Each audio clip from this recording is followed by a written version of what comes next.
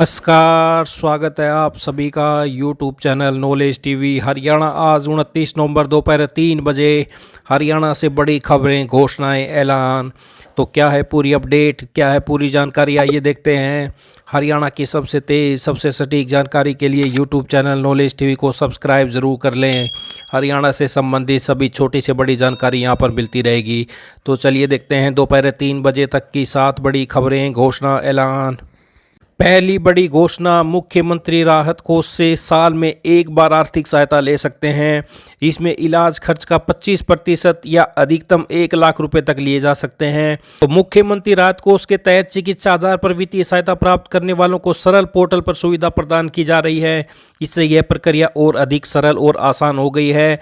अब आर्थिक सहायता के लिए प्रार्थी आवेदक सरल पोर्टल के माध्यम से सुविधा का लाभ प्राप्त कर सकते हैं। मुख्यमंत्री राहत कोष से मिलने वाली आर्थिक सहायता की राशि सीधे आवेदक या लाभार्थी के बैंक खाते में डाल दी जाएगी। डीसी ने बताया कि आवेदक अपना पीपीपी यानी परिवार पहचान पत्र आईडी के माध्यम से सरल पोर्टल पर आवेदन कर सकते हैं। तो आरोग्य योजना में कवर नहीं तो आयुष्मान भारत में मिलेगा लाभ। डीसी ने कहा कि योजना में किए गए बदलावों के तहत यदि कोई बीमारी आयुष्मान भारत जन आरोग्य योजना में कवर नहीं हो रही तो आयुष्मान योजना के लाभार्थियों को भी इस योजना के तहत लाभ मिलेगा। मुख्यमंत्री राहत कोष के अंतर्गत आर्थिक सहायता के लिए जिला स्तरीय कमेटी का गठन किया गया है, जिसमें संबंधित एमपी, संबंधित एमएलए, उपायुक्त, सिविल सर्जन, नगर परिषद और नगर पालिकाओं के अध्यक्ष, जिला परिषद के चेयरमैन, पंचायत समिति के चेयरमैन को सदस्य और नगराधीश को नोडल अधिकारी बनाया गया है। तो जनप्रतिनिधि 5 दिन के भीतर भेजेंगे सिफारिश। जैसे ही आवेदक आर्थिक सहायता प्राप्त करने के लिए सरल पोर्टल पर अपना आवेदन डालेगा, वैसे ही आवेदन को संबंधित क्षेत्र के सांसद, विधायक, अध्यक्ष, जिला परिषद अध्यक्ष, ब्लॉक समिति, मेयर, एमसी के अध्यक्ष के पास भेजा जाएगा। ये जनप्रतिनिधि 5 दिन के भीतर अपनी सिफारिशों के साथ डीसी कार्यालय को भेजेंगे। उसके बाद आवेदन को डीसी कार्यालय द्वारा संबंधित तहसीलदार को आवेदक की चल अचल संपत्ति की वेरिफिकेशन तथा सिविल सर्जन को मेडिकल दस्तावेजों के सत्यापन के लिए भेजा जाएगा। इस पूरी प्रक्रिया में संपत्ति की वेरिफिकेशन के लिए 4 दिन व सिविल सर्जन के कार्यालय से जुड़े सत्यापन के कार्य के लिए 5 दिन की समय सीमा निर्धारित की गई है। उपरोक्त दोनों विभागों से मिली रिपोर्ट को उपायुक्त की संस्तुति के साथ कमेटी के सदस्य सचिव को भेजा जाएगा, जिसे वे सीनियर अकाउंटेंट अधिकारी को भेजेंगे। इसके बाद स्वीकृत की गई राशि सीधे लाभार्थी के खाते में भेज दी जाएगी। तो मुख्यमंत्री राहत कोष से साल में एक बार ले सकते हैं। इलाज खर्च का 25%, अधिकतम 1 लाख रुपए की मिलेगी सहायता। तो ये बड़ी घोषणा। आइए दूसरी बड़ी घोषणा देखते हैं हरियाणा से। हरियाणा में अनुबंध नौकरियों में सामाजिक आर्थिक आधार व अनुभव के 10 अंकों पर रोक। हरियाणा सरकार को झटका देते हुए हाईकोर्ट ने हरियाणा कौशल रोजगार निगम द्वारा की जा रही अनुबंध की भर्तियों में सामाजिक व आर्थिक आधार पर मिलने वाले 10 अंकों के साथ के लाभ पर रोक लगा दी है। साथ ही अनुभव के लिए दिए जाने वाले 10 अंकों के लाभ पर भी रोक लगा दी है। तो ये बड़ी खबर हरियाणा कौशल रोजगार निगम से अनुबंधित नौकरियों के लिए। तो आइए बड़ी अगली घोषणा देखते हैं।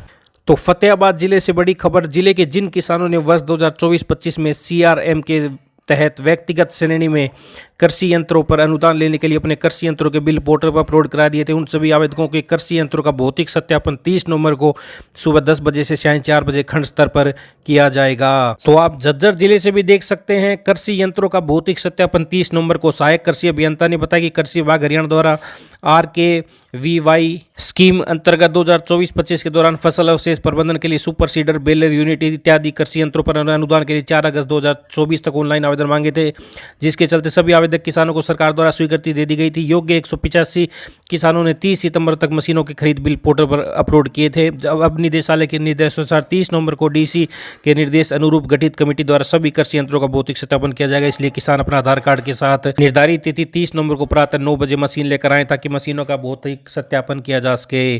तो ये आप देख सकते हैं, उन्होंने स्पष्ट किया कि निर्धारित समय व तिथि के बाद मशीनों का भौतिक सत्यापन नहीं होगा। उन्होंने योग्य आवेदक किसानों का आह्वान किया कि 30 नवंबर को प्रातः 9 बजे मशीनों के साथ निर्धारित स्थान पर पहुंचें। तो यही खबर पलवल से सामने आ रही है। लाभार्थी किसानों की 30 नवंबर को होंगे कृषि यंत्रों के भौतिक सत्यापन। सहायक कृषि अभियंता। तो ये बड़ी अपडेट आई। अगली बड़ी खबर देखते हैं। पहले चरण में प्रदेश के 1000 गांव की फिरनी पक्की की जाएगी। तो विकसित हो रहे हरियाणा के गांव। पहले चरण में प्रदेश के 1000 गांव की फिरनी की जाएगी पक्की। तो ये पहली बड़ी घोषणा। आइए अगली बड़ी घोषणा देखते हैं। OTP मैसेज समय पर मिलेंगे, घबराएं नहीं। भारतीय दूरसंचार नियामक प्राधिकरण ट्राई ने गुरुवार को स्पष्ट कर दिया है कि नेट बैंकिंग और आधार के OTP मैसेज यूजर्स के फ़ोन पर ठीक उसी समय पहुंचेंगे जैसे अब तक पहुंचते रहे हैं। इसलिए यूजर्स को घबराने की जरूरत नहीं है। समय पर मिलेंगे OTP मैसेज, घबराएं नहीं, ट्राई। तो ये बड़ी अपडेट आई। अगली बड़ी खबर देखते हैं। केंद्रीय विद्यालयों में अध्यापकों के 5,182 पद रिक्त। देश भर के केंद्रीय विश्वविद्यालयों में 5100 से अधिक शिक्षण पद रिक्त हैं। तो 31 अक्टूबर तक केंद्रीय विश्वविद्यालयों में 5,182 शिक्षक पद रिक्त थे। विशेष भर्ती अभियान के माध्यम से केंद्रीय विश्वविद्यालय में 7,650 से अधिक शिक्षक पद भरे गए हैं। तो ये आप देख सकते हैं बड़ी अपडेट।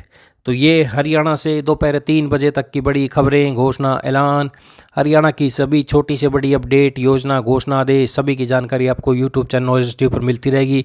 तो चैनल को सब्सक्राइब जरूर कर लें। धन्यवाद।